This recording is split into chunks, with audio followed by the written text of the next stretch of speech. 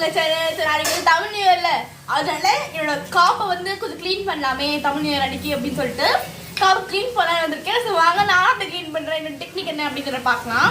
இது நான் பல வருஷமா யூஸ் பண்ணிட்டு இருக்கேன். ஸோ கிட்டத்தட்ட போன வருஷத்துலேருந்து நான் யூஸ் பண்ணிட்டு இருக்கேன். டெக்னிக்கெல்லாம் எப்படி நான் உங்களுக்கு காமிக்கிறேன். ஃபர்ஸ்ட் இந்த காப்பை வந்து எடுத்து வச்சுக்கோங்க பிளேட்டில். இதில் கொஞ்சமாக கல் உப்புனா ஸ்மாஷ் பண்ண சால்ட்டையும் போட்டுக்கலாம். அப்புறம் கொஞ்சமாக லெமன், ஹாஃப் லெமன் எடுத்து லைட்டாக புரிஞ்சிடணும். அப்புறமா உங்களுக்கு டிஷ் வாஷர் இந்த மாதிரி எதாவது இருந்ததுன்னா அதை வந்து லைட்டாக போர் பண்ணிக்கோங்க.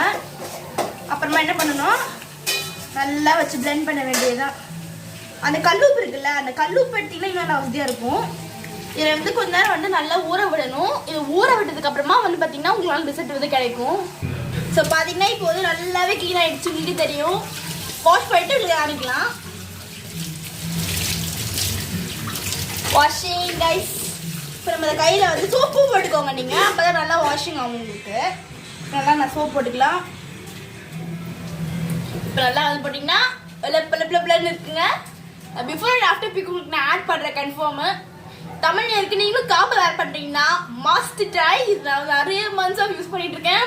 ட்ரை பண்ணி பாருங்கள். ட்ரிக் பிடிச்சிருந்தா லைக் வெரி ஷார்ப் சப்ஸ்கிரைப் பண்ணிக்கோங்க. அண்ட் பாய். நீங்கள் என்ன மெத்தட் யூஸ் பண்ணுறீங்கன்னு கமெண்ட்டில் சொல்லுங்கள். பாய்.